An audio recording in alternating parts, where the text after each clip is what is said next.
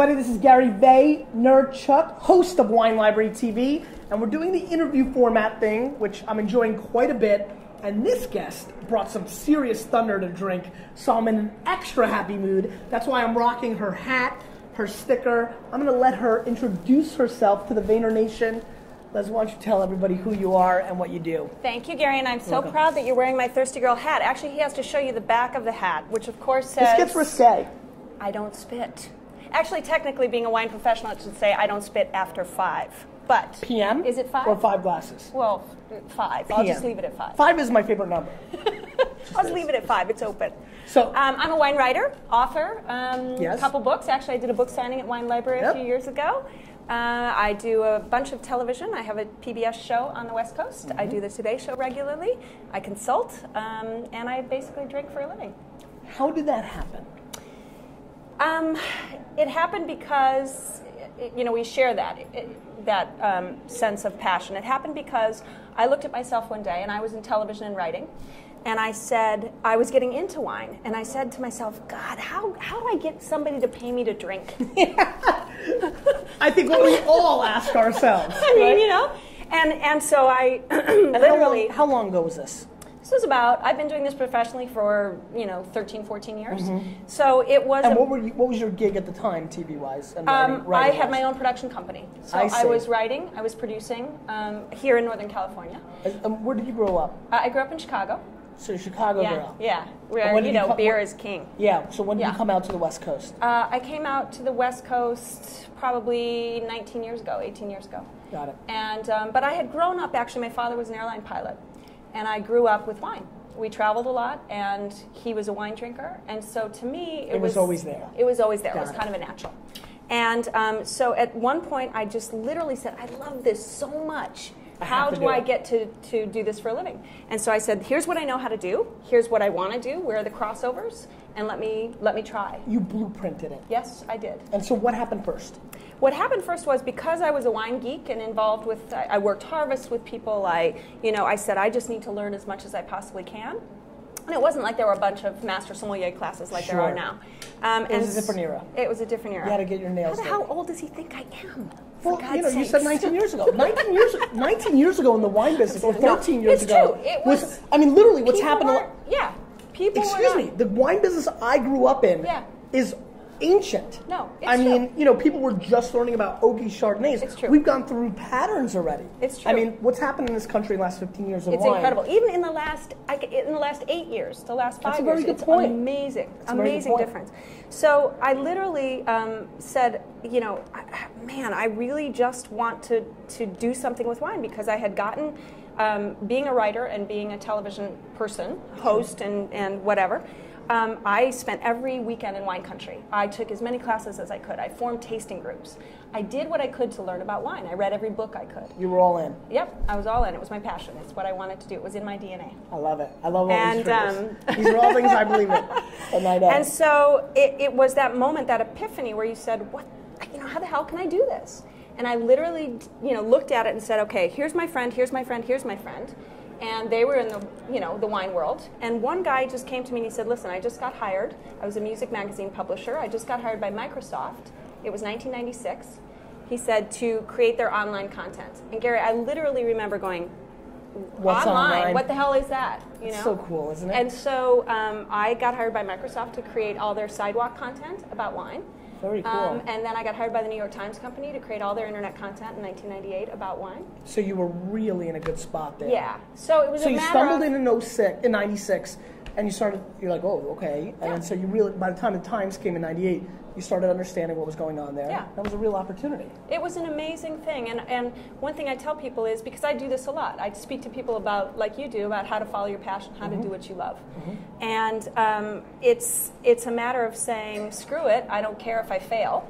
Because it's better to fail. I have nothing to lose. Sure. I've always figured I'm going to make money doing what I love doing anyway. Sure. So 96 you do the Microsoft content, 98 you do the Times content. Then what happens next? 2001, we built the Times site, winetoday.com, into a huge thing. I remember. But and then the internet implosion. And so the bubble bursts. I leave to go start, I stayed on with the Times as a columnist. And then I left to write my first book, Wine for Women. and then got back. How was that experience? Great, fantastic. I mean, Who'd you do that with? HarperCollins. That's why I'm with them. I know you are. Yeah. Both my books are with HarperCollins. Very cool. Yeah. So I targeted women only because, to me, it wasn't that I would recommend different wines for men or women at all. Did you feel the industry wasn't talking to them? I felt like I still think the industry doesn't talk to them. I was pretty rare, being a woman a young woman writing about wine and talking about wine. It was pretty crazy. I would show up and they'd go, "Who are you?" Right. So you're way too pretty for this gang. Where's the fat white guy? Yeah, exactly.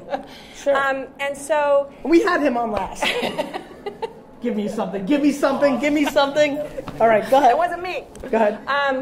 And so, I just... that was good. Sorry, keep going. No, I lost my train of thought. I need you to drink that's good. So the book comes out. Now, I wrote a wine book as well, and my business book was far more successful. I learned a lot from my first book. Yeah, Did you learn a lot from your first experience to your second one? You know what? The thing about women is I wrote it because women would ask me different questions than men. It wasn't that I would do a seminar for 2, and I still do a lot of They education. wouldn't ask you for your number?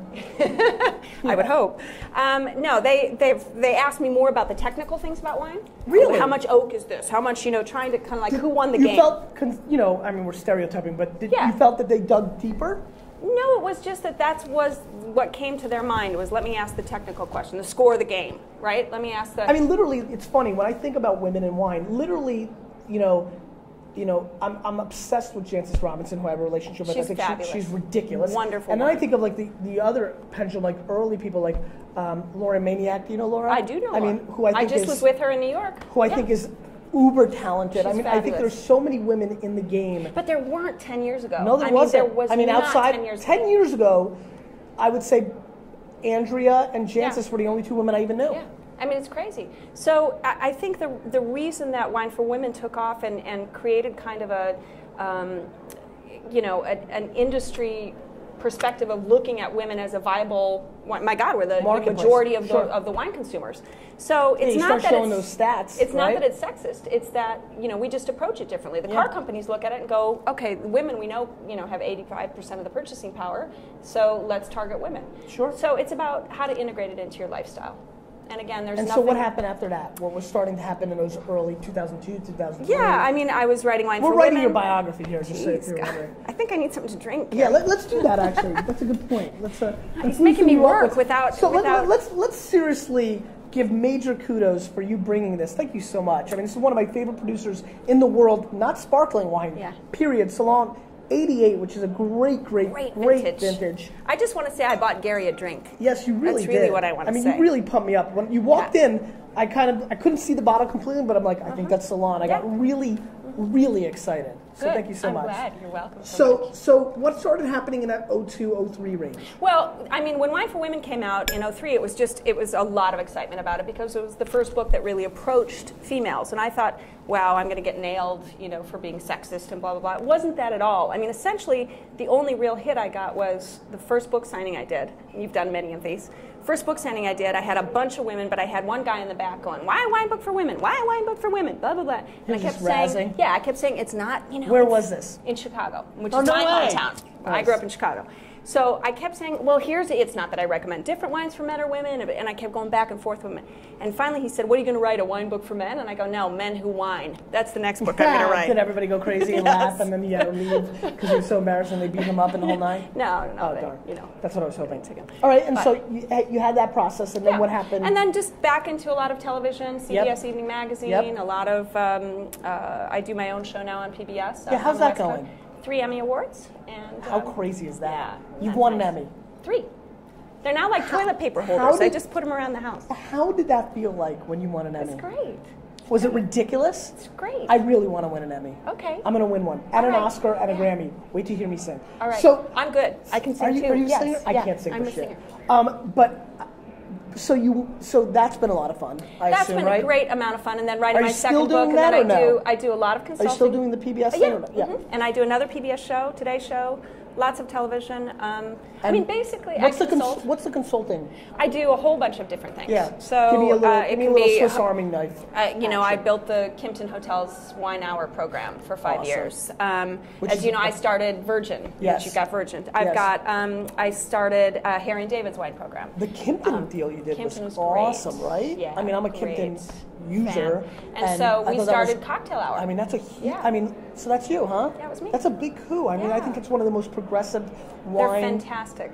That's awesome. Group of people to work with. I'm staying there tonight. Yeah, I mean, I'm a big fan. Good. Gary's going to be. Awesome. I'm going to be in Gary's room tonight. Yes, again, this is going well. You brought me. I'm in the little brochure. This is going well. Are you in the brochure? I'm in the.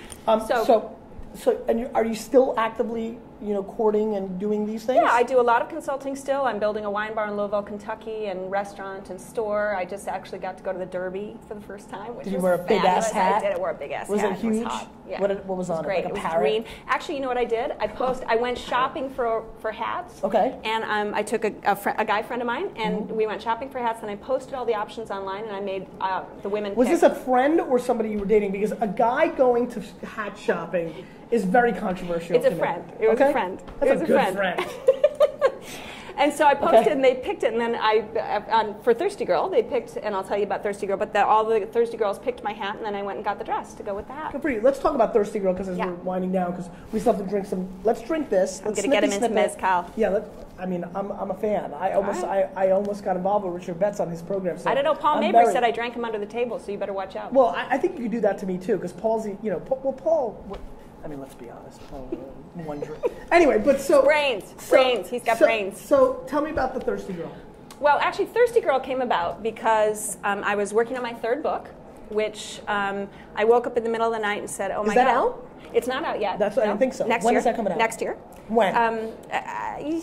October-ish. Okay. So quite a while. Yeah, we got a little bit of you got ways. time. And it literally was kind of my stories of traveling around the wine and food world, a little bit of Sex in the City, a little. Is it? Yeah, it's a little crazy, and when you should see all the guys like, we're gonna get that book. When you eat and drink and travel for a living, it's a little things can happen. Things can happen.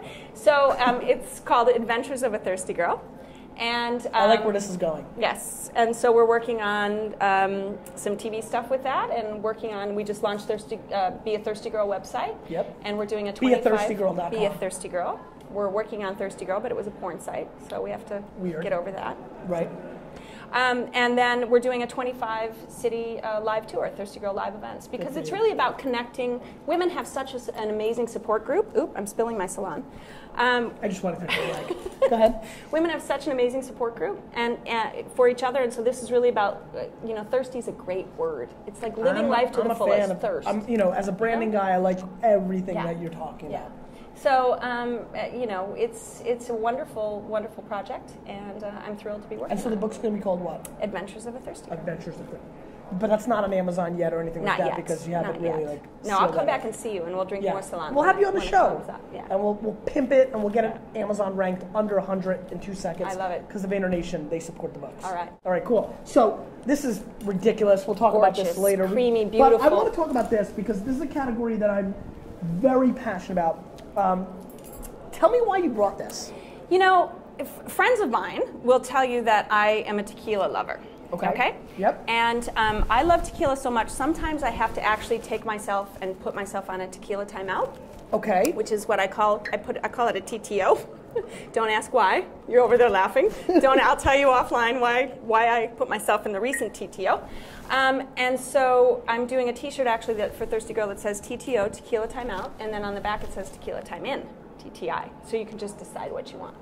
But is it a reversible shirt? It's a reversible. Okay. So, most people obviously know tequila, but mezcal, which is from Oaxaca, that's right. As opposed to Jalisco, is from the agave plant, and it's just beautiful, usually very artisanal, handcrafted spirits. Literally 12 months ago, I thought about going into mezcal business. I didn't educate myself and go there the way I would have if I got into it. Right. But I think that it is clearly, very obviously to me, as somebody who pays attention to trends, something that we'll look back at this video in 6 years and be like, see, we were telling you that this movement was coming. Well, it's like vodka and then gin and then That's and right. then scotch and then bourbon and then cachaça and then, so obvious. Right. So this is an añejo from Ilegal, which is a terrific little artisanal producer. And how did you get hooked up with this? You just found it or something? Yeah, I just found it. Yeah. And Ilegal is this really great. So I just thought I'd get illegal with you, Gary. Let's get ridiculous.